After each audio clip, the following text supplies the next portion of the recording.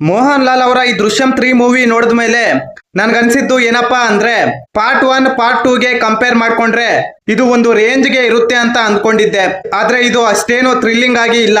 ಚೆನ್ನಾಗಿದೆ ಅಷ್ಟೇ. First half ತುಂಬಾ ಸ್ಲೋ ಇರುತ್ತೆ ಗುರು. ಸೆಕೆಂಡ್ ಹಾಫ್ ಬೇಗ ಮುಗಿಯುತ್ತೆ. ಇದರಲ್ಲಿ ಇಂಟ್ರೆಸ್ಟಿಂಗ್ ಪಾಯಿಂಟ್ ಏನಪ್ಪಾ ಅಂದ್ರೆ ಪಾರ್ಟ್ 1 ಪಾರ್ಟ್ 2 ಕ್ಲೈಮ್ಯಾಕ್ಸ್ ನಲ್ಲಿ ಇದ್ದ ಥ್ರಿಲ್ಲಿಂಗ್ ಮೂಮೆಂಟ್ ಈ ಸಿನಿಮಾದಲ್ಲಿ ಇರಲ್ಲ. ಯಾಕಂದ್ರೆ ಇದರಲ್ಲಿ ಕ್ಲೈಮ್ಯಾಕ್ಸ್ ನ ಯಾರ್ ಬೇಕಾದ್ರೂ ಈಸಿಯಾಗಿ ಪ್ರೆಡಿಕ್ಟ್ ಮಾಡಬಹುದು. ದೊಡ್ಡದಾಗಿ ಯಾವುದೇ ಪ್ರೋಗ್ರೆಸ್ ಆಗಿಲ್ಲ. ಕಥೆಯಲ್ಲೂ ಅಷ್ಟೇ, ಸ್ಕ್ರೀನ್ ಪ್ಲೇ ನಲ್ಲೂ ಅಷ್ಟೇ. ಒಂಥರ ಸ್ಲೋ ಪಾಯ್ಸನ್ ಅಂತಾನೆ ಹೇಳ್ಬೋದು.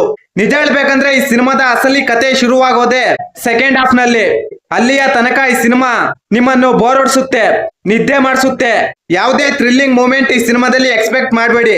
ಕೇವಲ 4ನೇ ಭಾಗಕ್ಕೆ ಈ ದೃಶ್ಯಂ 3 ನ ಬಿಲ್ಡ್ ಮಾಡಿದ್ದಾರೆ ಅಷ್ಟೇ. ನಿಜ ಹೇಳ್ಬೇಕಂದ್ರೆ ಸೆಕೆಂಡ್ ಹಾಫ್ ಚೆನ್ನಾಗಿದೆ, ಆದ್ರೆ ಕ್ಲೈಮ್ಯಾಕ್ಸ್ ಅಷ್ಟೇನು ಕಿಕ್ಕು ಕೊಟ್ಟಿಲ್ಲ. ಮಗಳ ಮದುವೆ ಎಂಬ ಪಾಯಿಂಟ್ ಮೇಲೆ ಈ ಕಥೆನ ಡೆವಲಪ್ ಮಾಡಿದ್ದಾರೆ. ಫಸ್ಟ್ ಹಾಫ್ ಸ್ಲೋ ಆಗೋದಕ್ಕೆ ಕಾರಣನೇ ಇದು. ಈ ಸಿನಿಮಾದ ಡೈರೆಕ್ಟರ್ ಜೀತು ಜೋಸೆಫ್ ಅವರ ಕ್ರಿಯೇಟಿವಿಟಿ, ಮೇಕಿಂಗು ಚೆನ್ನಾಗಿದೆ. ಆ ಎಮೋಷನಲ್ ಸೀನ್ ಗಳಲ್ಲಿ ಮೋಹನ್ ಲಾಲ್ ಅವರ ಆಕ್ಟಿಂಗ್, ಕ್ಲೈಮ್ಯಾಕ್ಸ್ ನಲ್ಲಿ ಅವರ ಪರ್ಫಾರ್ಮೆನ್ಸ್ ನೆಕ್ಸ್ಟ್ ಲೆವೆಲ್ ಇರುತ್ತೆ. ಪದೇ ನಾನು ಯಾಕೆ ಸೆಕೆಂಡ್ ಹಾಫ್ ಅಂತ ಹೇಳ್ತಿದ್ದೀನಿ ಅಂದ್ರೆ ಸೆಕೆಂಡ್ ಹಾಫ್ ನಲ್ಲಿ 30 ನಿಮಿಷ ನಾವು ಎಕ್ಸ್ಪೆಕ್ಟ್ ಮಾಡದೇ ಇರುವ ಕತೆ ಇದರಲ್ಲಿ ಇರುತ್ತೆ.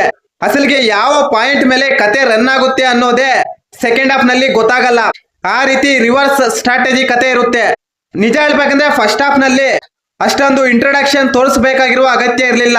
ನನ್ನ ಡೌಟ್ ಏನಂದ್ರೆ ಮದುವೆ ಎಂಬ ಕಾನ್ಸೆಪ್ಟ್ ಇಟ್ಕೊಂಡು ಡೈರೆಕ್ಟರ್ ತಪ್ಪು ಮಾಡ್ಬಿಟ್ರು.